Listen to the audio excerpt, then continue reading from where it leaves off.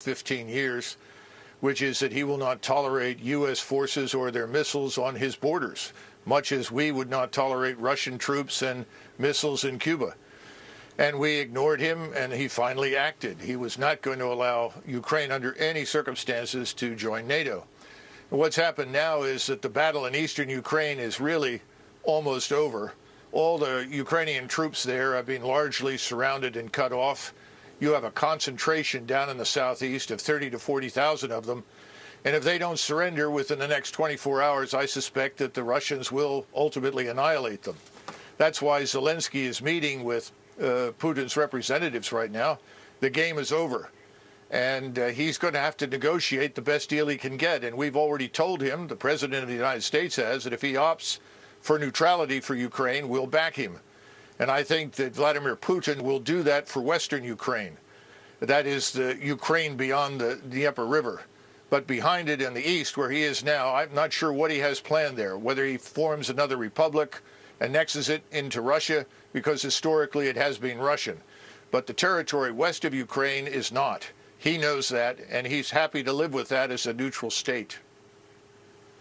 I am not a military expert. I'm not even an expert on geography. But if he takes Ukraine and Ukraine abuts Poland, then he's going to have a NATO country abutting him. So if that's what he doesn't want, then isn't he going to just have to keep going until he runs out of NATO countries?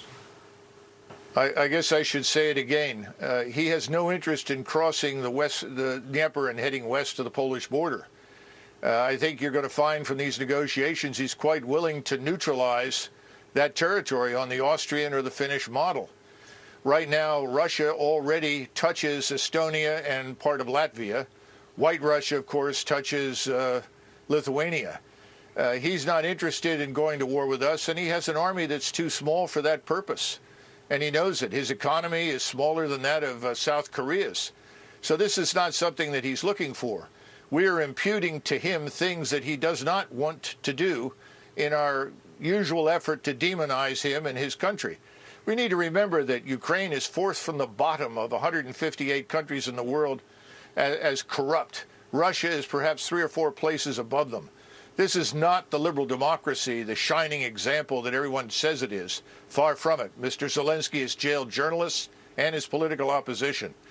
I think we need to stay out of it. The American people think we should stay out of it. The Europeans think we should stay out of it. And we should stop shipping weapons and encouraging Ukrainians to die in what is a hopeless endeavor. So when you say stay out of it, you mean no sanctions, no military aid, just let Russia take the portion of Ukraine they want to take? Yes, absolutely. I see no reason why we should fight with the Russians over something that they have been talking about for years. We simply chose to ignore it. And more important, the population there is indistinguishable from their own. You know, the thing that's so disturbing is that on the one hand, we will not send our forces to fight, but we are urging Ukrainians to die pointlessly in a fight they can't win. We're going to create a far worse humanitarian disaster than anything you've seen thus far if it doesn't stop. Thank you for joining us. Coming up, we are live at the Pentagon for the latest insight.